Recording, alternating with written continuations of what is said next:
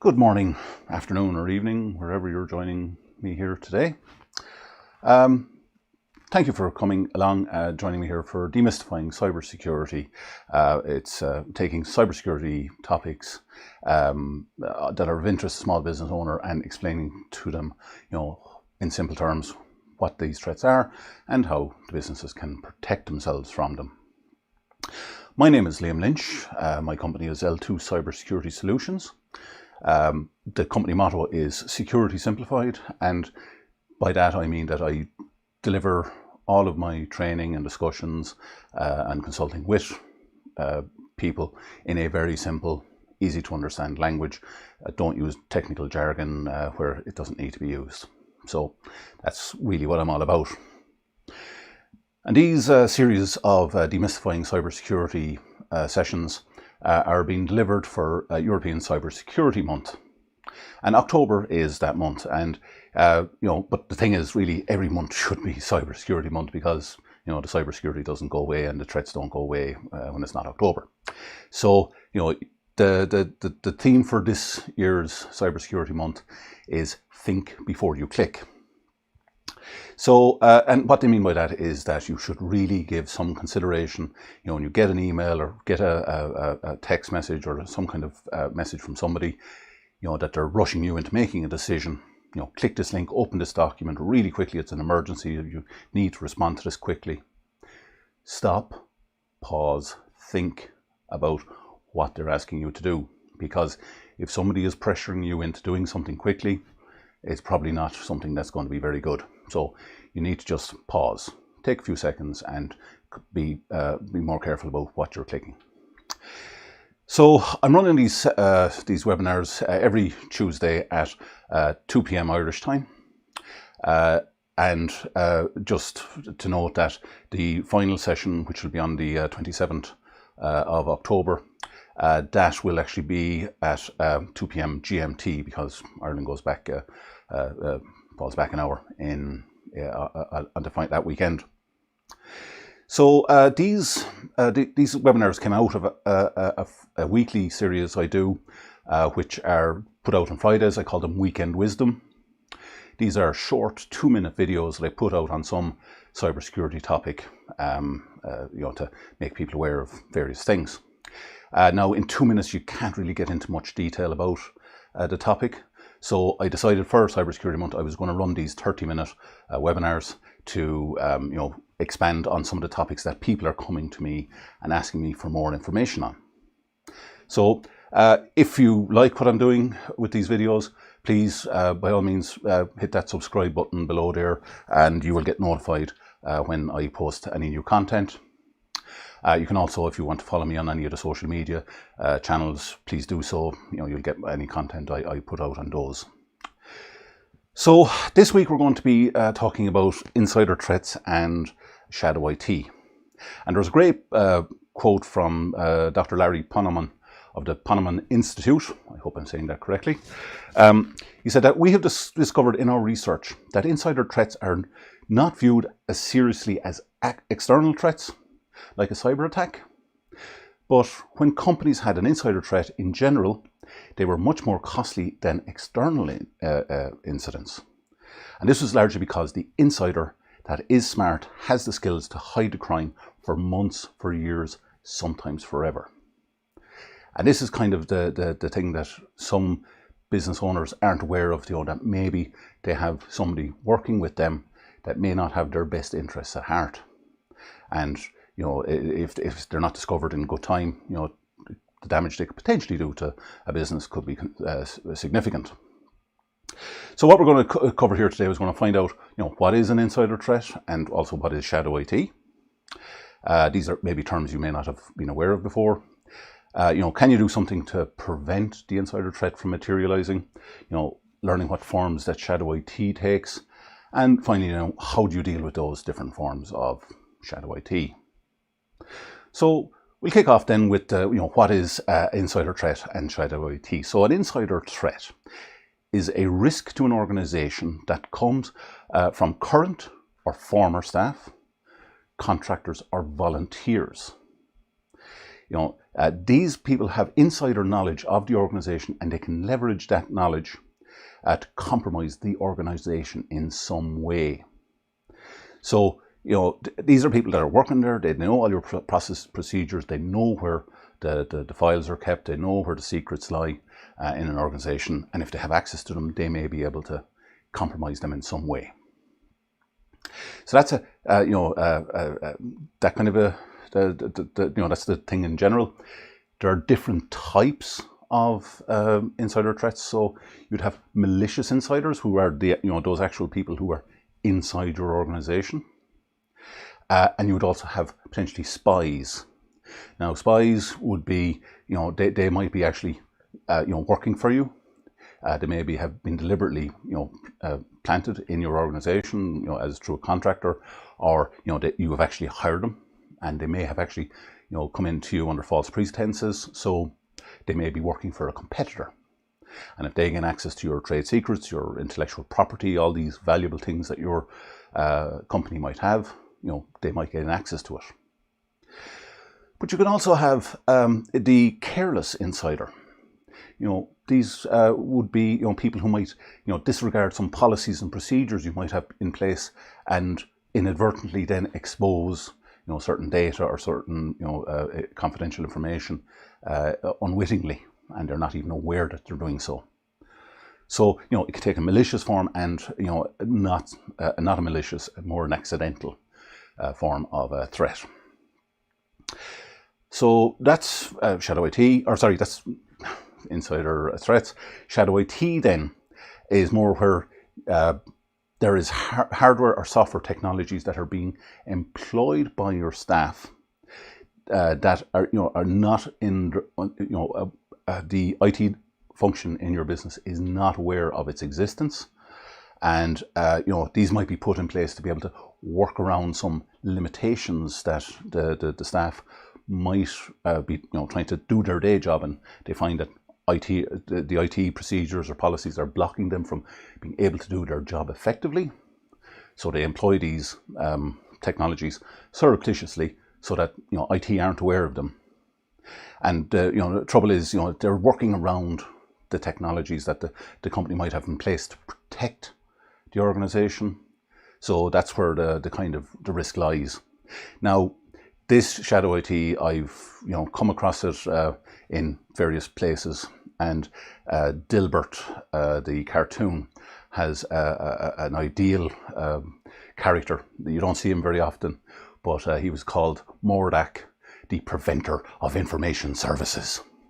And Mordak would come and he would take somebody's PC off them just when they need it most, or put in place some really ridiculous piece of technology that made somebody's job really hard. So it was quite funny, and but it was an ideal example of when IT just are the department that says no, you can't do that. That goes against our policy. So you need to try and avoid having an IT situation that that is like that is restrictive. So it's try not to have that situation occur in the first place. But we'll come along. We'll talk about the various types shortly. So going back to the insider threat, how is there some way you can prevent that from happening, from materializing, from occurring? So a malicious insider may not have actually started that way. When they were first employed, maybe. But maybe they have become disillusioned with the company in the meantime. Maybe they're don't like the way the business is going. Perhaps they've been passed over for promotion. Maybe they didn't get that pay rise they were expecting, or that bonus they were expecting. And perhaps they've there's been an organization change. They've got a new boss that they really don't get along with. So now you've got somebody who's kind of disgruntled. They're not, having the company's best interests at heart any longer, and they might be looking for some way to, better themselves, by taking advantage of their access to the inside of the organization. Now, spies will only ever have malicious intent. They're out there to carry out industrial espionage. And it's either usually going to be from, as I said earlier, a competitor, or potentially it could be nation-state actors. It depends on what organization you're in and what technologies you use on a day-to-day basis, or what have you got access to. Like, for example, if you work for a government agency, if you're a private contractor to a government agency, you could be a target for a nation-state actor, so an actual spy from a government intelligence services. So the way you can try and mitigate these guys is to carry out background checks on those individuals. You should limit any kind of access that new hires might have to if you've got secrets or intellectual property, the silverware of the company. So you want to limit access to the silverware of the company, the most valuable assets to new hires. And if you do end up having to grant further access to staff, to give them higher, more privileged access, you would want to, maybe start monitoring what's been accessed, and tracking, see what they're doing with that access, to see if there's anything kind of suspicious going on. And then the careless insiders, these are just the people who, as I say, they maybe inadvertently are compromising the organization. Really all the staff in the company should be properly educated on all the policies and procedures that might be in place. Don't just dump them with the staff manual and say, here, read that. They're the policies, follow those. Sign the back of it, and we know you're done. But they're not going to read those manuals if they don't have to. They're just going to sign the bloody thing and just get on with it. So it's better to as I say, educate them, take them through them, explain why they're there, give them the rationale as to why that thing is a little bit more awkward to do, because you need to have your environment as secure as possible. So that and the malicious insiders, really, you need their leadership needs to be really in tune with them. For the malicious insiders, they need to be keeping aware of what's going on with their staff. Has a situation occurred that might make the staff member disgruntled? Or, is it a new staff member? Have they received their induction training properly? So, these are things that you can use to try and mitigate those kind of insider threats. Keep close to your staff. And then for the spies, as I said, do the background checks and limit their access as far as possible. So on to Shadow IT then, and I'll give you some examples here of what we talk about in Shadow IT, because it really comes in many forms. I could probably sit here all day and describe different types of Shadow IT, but I don't have all day. But like some of the most common ones that are out there would be the likes of member of staff using a personal Dropbox, Gmail, G Drive kind of a account for data storage, or maybe a little less commonly used would be maybe an Amazon Web Services, what they call an S3 bucket, which is kind of like a Dropbox or a G Drive. It's online storage that somebody can buy fairly cheaply from Amazon. And they're the types of things that IT may not be aware of, and people are copying data onto their personal accounts, onto their personal Dropbox, personal G Drive, and once they're on there, the organization no longer has control of those. So that could probably be considered a data breach, because it's not under control of the organization anymore. It's now in the employee's control, which is not supposed to happen. Similarly, if an employee might want to continue to work on something of an evening or of a weekend, and they might email themselves to their personal email address, might email some files from work to be able to work on at home. But just like what we described there with the Dropbox or G Drive, you're again causing a data breach, because you're now sending potentially data, the company's data, out to a mail service that is not under control of the company. So you've got to watch out for that. And we'll talk about shortly how we'll mitigate all of these different forms. They might use personal USB storage device like a memory stick or an external hard drive.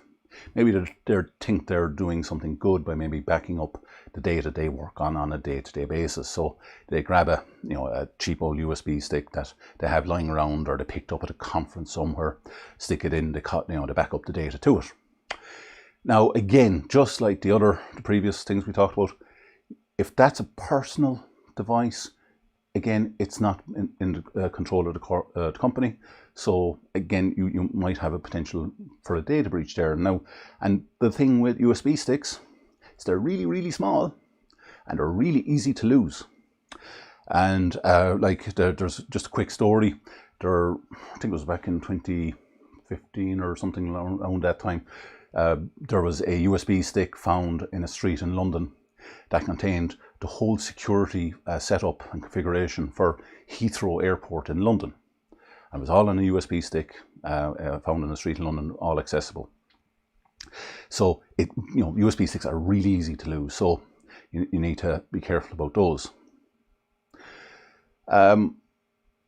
There's also people might, if you've got a limited access to the internet, maybe you prevent people from, getting onto social media sites or onto their personal email accounts through your company email or company internet connection. So if somebody wants to get on and, do stuff online, if they don't want to use their phone, if they're kind of maybe a bit more old fashioned, maybe they like using their desktop or laptop, they might hotspot the internet from their mobile phone onto their corporate issued laptop, and then be able to access the internet fully through their mobile phone. But the thing there is now they're now circumventing any protections that you might have in place on your internet connection, like a firewall or any other kind of protection measures that you might have there. And they've effectively bridged the internet into your network. So and that's that side of things. There was a lot of talk recently about spreadsheets, Excel spreadsheets being used for doing data, particularly for over in the UK for COVID-19 tracking. But in the past, in an organisation I worked in, we had a legacy accounting platform running on a big old kind of mainframe type computer, and it was kind of awkward to use, wasn't very user friendly. And we discovered many months after we were upgrading this legacy application that a lot of users out there were actually doing all the accounting work in an Excel spreadsheet, and all they were going to the legacy platform to do was put in the final figures, the month-end figures each month into the legacy platform. They weren't putting any transactions into it. And of course, we were presuming that, from IT's perspective, we were presuming they were actually using the system, putting everything in there. So we were making sure, the legacy application, all the data was backed up properly. But we had no conception that there was this spreadsheets in the background that were where all the real business critical data was. And we didn't know whether they were being backed up properly. So once we discovered this, we went around, we did an exercise to find out where the people were storing this data. And we made sure they put it onto a proper network server so they were getting backed up appropriately. But that was kind of a shock that that we came across. And also in an even older job, there was a situation where one of the accountants in the organization developed their own kind of database application, and was starting to use that for their day-to-day work, and not using the legacy application that was running on the mainframe type system. So they had gone ahead and developed their own app basically to do their accounting work for them. And again, we had no idea until it was too late. It was in place. They were using it as a business, day-to-day business use case, and we had to then take consideration of that from IT's perspective to back it up and make sure it was protected. So those are some of the examples. And just to quickly talk about how you can mitigate those. So the personal Dropbox G drives, things like that, provide people with a corporate version, something that the company controls, so that they can use that then to, instead of the personal accounts, they can use the company controlled one, which has the same effect that they're looking for. If they want to work from home, offer them the capability of having a laptop, so that they can take the work home from on the laptop, which will be encrypted and secured. They take it home, they do the work, they bring it back in. There's none of this emailing to private email accounts. The personal USB storage, the USB sticks or external hard drives, again, give them a corporate version and use one of those solutions that encrypts the data as it goes onto the USB stick, so that if the USB stick does get lost, nobody will be able to access the data on it. For them using their phones as a hotspot to get around any internet restrictions, maybe consider opening up the internet connection a bit more, perhaps maybe at lunch hour or something like that. Although in this day and age, this probably doesn't matter quite as much because everybody's working from home anyway. Things like from the Excel spreadsheet being used for back-end accounting practices on the legacy system, or somebody developing their own database application. You should make sure that the IT function is much more approachable. Don't let them be more like the preventer of information services. Make them more approachable so that people can come to them and talk to them, and then get the staff to be aware that they're friendly people and they will help. They will come up with a solution for you that will work for the business. So just taking a look now, have we got any questions? I don't see any questions in the chat. So we're coming up to the end anyway, so we might as well just finish out here and get to the conclusion. So, I hope what I've covered here today will have shown you, explained to you what insider threats are and what shadow IT is, and how you can mitigate against all these issues. And please do come back next week on Tuesday at Tuesday 20th at 2 p.m. Irish time. I will be talking about supply chain risks, which is another significant area of concern for businesses. So I'll just leave you with another quote. This came from a Gartner report a few years ago, talking about shadow IT. And it said that CIOs and leaders of IT shared service organizations must actively engage with, support and shepherd what is currently referred to as shadow IT, rather than ignoring it, denying it, or trying to suppress it. So we've got to live with these situations so you can work with them that way. So thank you very much for tuning in today, folks. I appreciate your taking the time, and do please join us again next week. So thank you and take care.